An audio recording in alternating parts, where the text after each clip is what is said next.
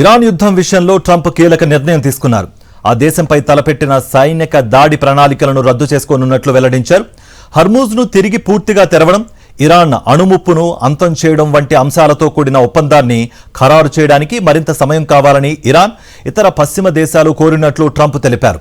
ఒప్పందం వేగంగా ఖరారు అయితేనే అమెరికా దాడులకు విరామం కొనసాగుతుందని పేర్కొన్నారు.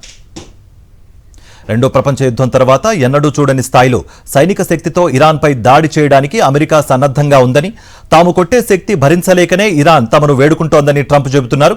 ఒప్పందంలోని అంశాలపై ఒక అవగాహనకు రావడం వలన దాడులు నిలిపివేయాలని ఇరాన్ సహా గల్ఫ్ దేశాలు తమను కోరాయన్నారు ట్రంప్.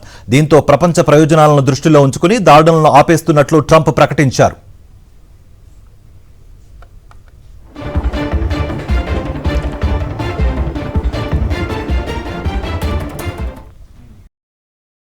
మరిన్ని అప్డేట్స్ కోసం ఛానల్ ను సబ్స్క్రైబ్ చేయండి. నోటిఫికేషన్స్ కోసం బెల్ ఐకాన్ పై క్లిక్ చేయండి.